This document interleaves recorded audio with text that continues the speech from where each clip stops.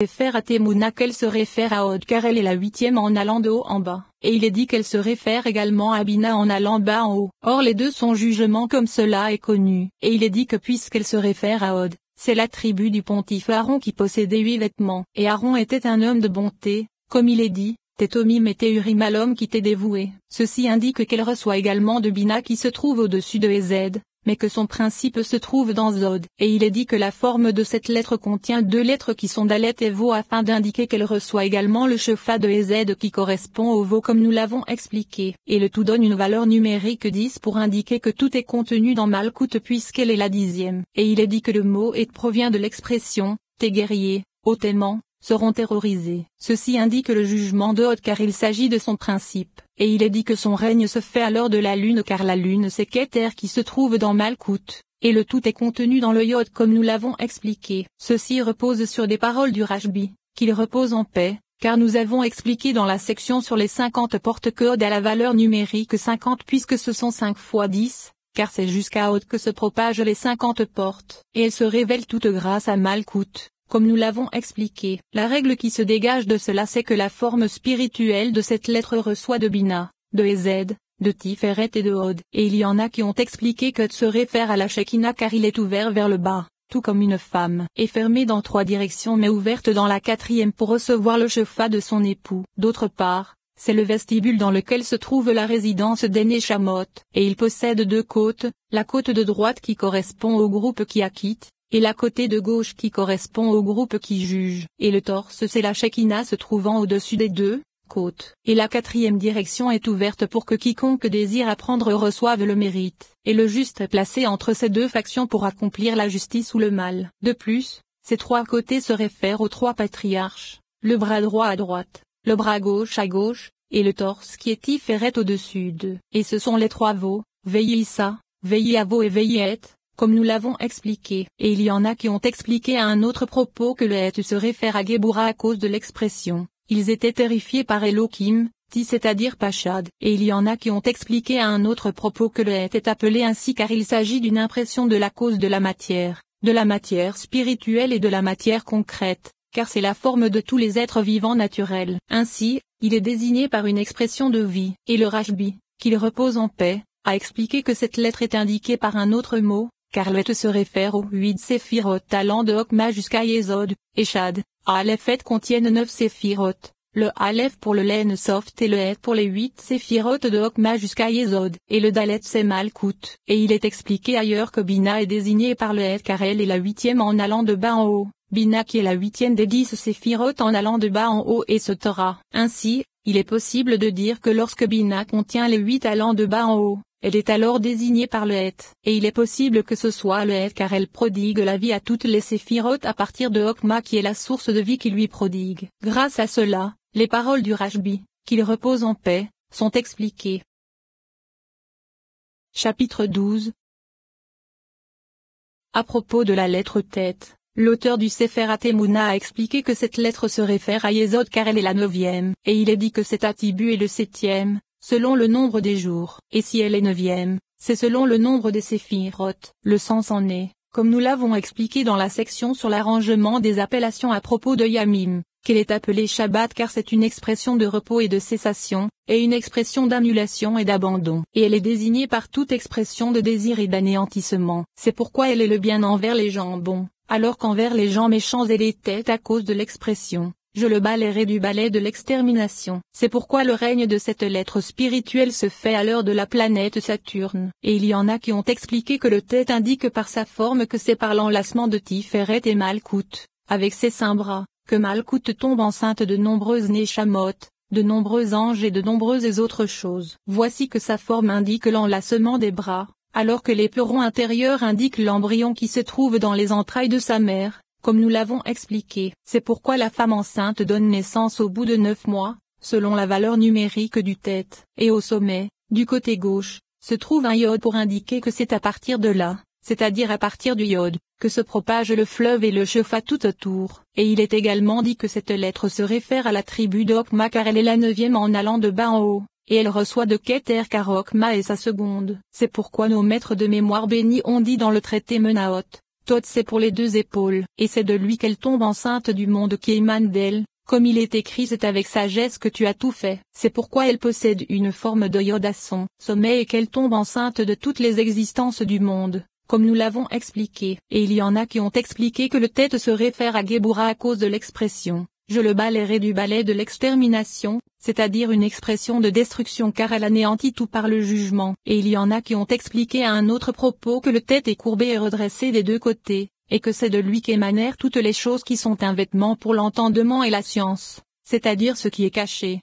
car les secrets sont cachés en son sein. Et à propos de cette lettre, il est expliqué dans le Zohar que c'est la source de vie, et c'est la raison pour laquelle il existe un emplacement spécifique dans le monde où les hommes ne peuvent pas mourir comme cela est également expliqué dans les paroles de nos maîtres de mémoire bénis. Le sens en est que c'est de son air que dépend la lettre tête puisque c'est par la combinaison de ces lettres que le monde fut créé. Et à propos du cantique des cantiques, le Rashbi, qu'il repose en paix, a expliqué que l'expression une petite ville se réfère à la réalité du Yod car il n'y a personne qui puisse la comprendre puisqu'elle est dissimulée et petite vis-à-vis de l'entendement des fils de l'homme. C'est pourquoi et les hommes qui s'y trouvaient étaient peu nombreux. C'est pourquoi il est dit, ne me dédaignez pas parce que je suis noir, c'est-à-dire, ne pensez pas que je suis concevable parce que je suis dissimulé. Et un grand roi vint vers elle. Et lui construisit de grandes fortifications c'est-à-dire la réalité de l'édifice de la côte. L'édifice du mur qui encercle la ville, c'est que la réalité de Bina c'est le Lamed, comme cela a été expliqué. Et lorsqu'elle encercle Malkout, le Lamed devient un tête. Et j'en ai trouvé qui ont dit que le tête se réfère à Malkout par le secret de la réalité de la lumière de Bina qui l'orne. Il n'y a aucun doute sur le fait que la réalité du tête est plus éminente que la réalité du Hé. C'est le secret. Et moi, proclame l'Éternel, je serai pour elle une muraille de feu tout autour.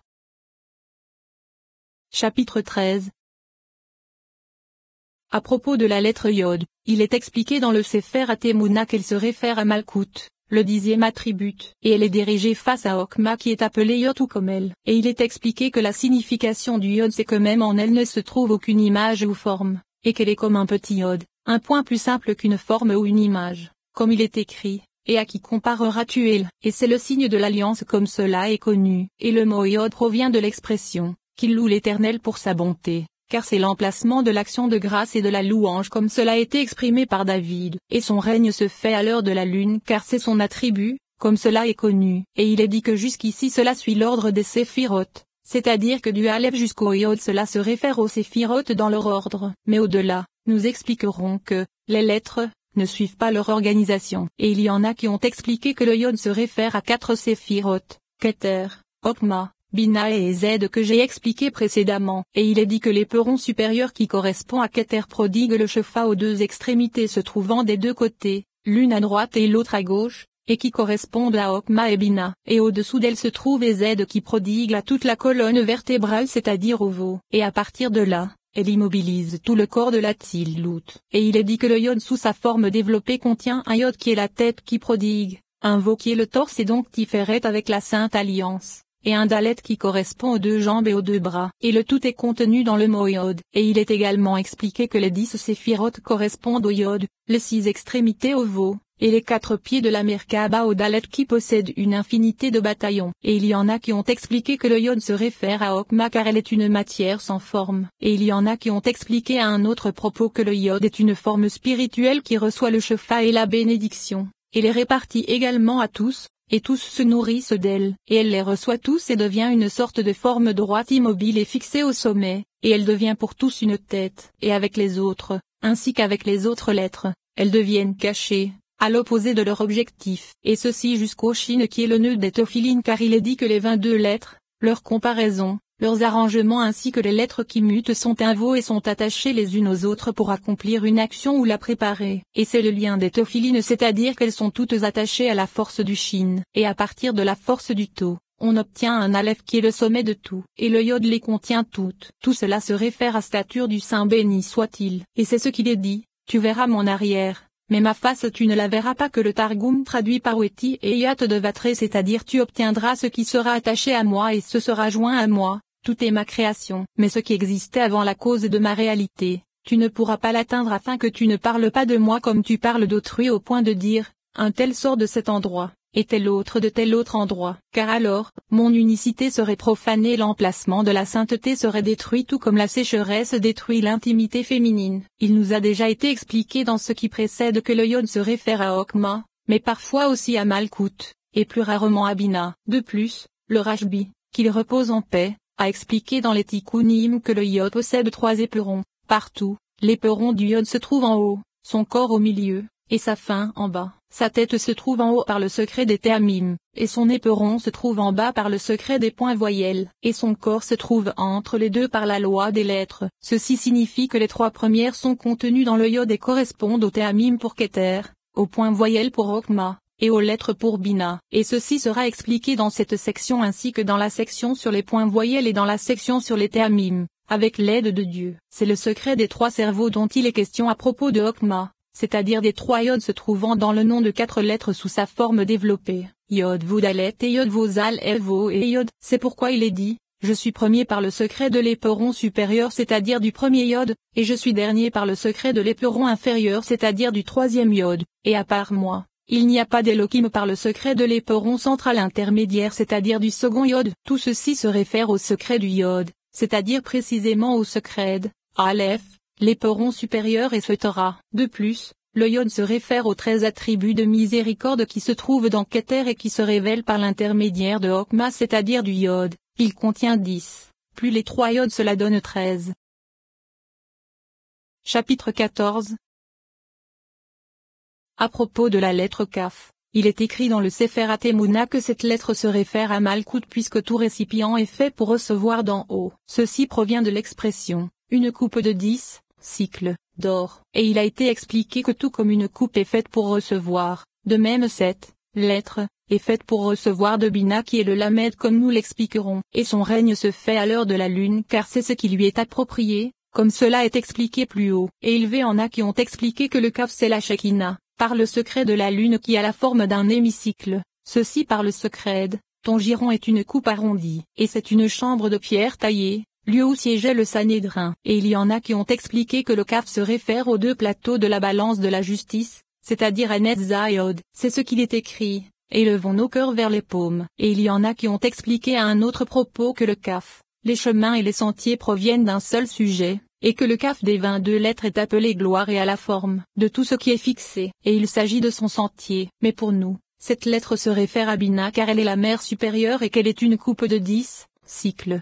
d'or puisque c'est du nord qu'où viendra l'or. Et elle est pleine d'encens car elle relie tous les mondes, et c'est grâce à sa force qu'ils s'unissent. Ou bien il est possible que le Kaf avec un Dagez se réfère à Géboura par le secret de la culpabilité, et que le Kaf faible se réfère à Ezed par le secret du mérite. Et il est possible qu'il se réfère à Malkout, comme il est écrit, je retirerai ma paume, ceci vis-à-vis de l'aspect inférieur qui se trouve en elle. Et il prend un Dagesh lorsqu'il reçoit de Géboura, mais n'en prend pas lorsqu'il reçoit de Ezed. Et en de nombreux endroits des Tikkunim, il est expliqué que le Kaf se réfère à Keter par le secret selon lequel il y a un Yod en allant de haut en bas et un Yod en allant de bas en haut, ce qui donne de Yod donc un Kaf. Et il s'agit de l'interprétation de Keter, c'est-à-dire de Keter par l'aspect de Bina. Ceci est indiqué en de nombreux endroits, et nous l'avons étudié dans la section sur de bas en haut.